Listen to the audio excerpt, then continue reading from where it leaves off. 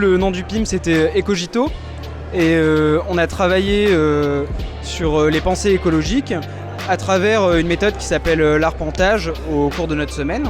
Du coup, l'arpentage, c'est une méthode d'apprentissage collectif d'un livre. Enfin, c'est une méthode d'éducation populaire où en fait on va prendre un livre, genre par exemple celui-ci qu'on a utilisé cette semaine, qu'on va découper par groupe de 10 pages. Chaque personne qui constitue le groupe a 10 pages pour lire en 1 heure. Et après ça, on met en commun les idées qu'on a retenues de nos parties. Et donc on forme des cartes comme derrière nous qui permettent en gros de résumer chaque idée du livre, d'avoir une vue d'ensemble sur le livre. Par contre, se pose aussi un problème de, effectivement, on finit pas les livres, donc il y a un petit côté où soit c'est frustrant, soit on est curieux de lire la fin. Enfin voilà, ça reste une technique qui est dite, on l'a dit souvent toute la semaine, c'est partiel et partial. Du coup sur les pensées écologiques, il y a plein de pensées, peut-être on peut regarder la carte, qui sont associées à l'écologie, parce que il y a des gens, du coup on va avoir les féministes qui rassocient l'écologie, c'est pas très clair mais voilà. Du coup ça fait l'écoféminisme,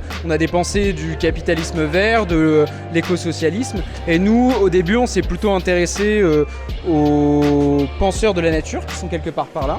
Voilà, et du coup, à chaque livre qu'on a pu lire, au travers de cette carte des pensées écologiques, on a pu se raccrocher, comprendre quel auteur était lié, qui l'avait créé, quels étaient les mouvements principaux.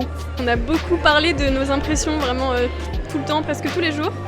Ça a été vraiment un apport plus de réflexion sur surtout notre travail scientifique et notre contribution au colonialisme, malheureusement. C'est vraiment essayer de remettre en question notre pratique colonialiste dans la science. Voilà. Mais du coup, j'en retiens aussi un petit peu la partie sur le colonialisme et l'écologie, mais aussi en fait, du coup, l'écologie et le féminisme. En fait, le fait qu'on peut raccrocher ça à plein de mouvements qui existent déjà. Et en fait, quand même, il y a la méthode de l'arpentage qui, je pense, va rester parce qu'on l'a tous découverte et elle était quand même assez intéressante pour explorer justement plein de mouvements assez rapidement en communauté et accepter qu'on ne comprend pas tous au début et à la fin on ressort quand même avec quelque chose d'intéressant où on a saisi une partie du concept, quoi. Donc la méthode de l'arpentage est chouette.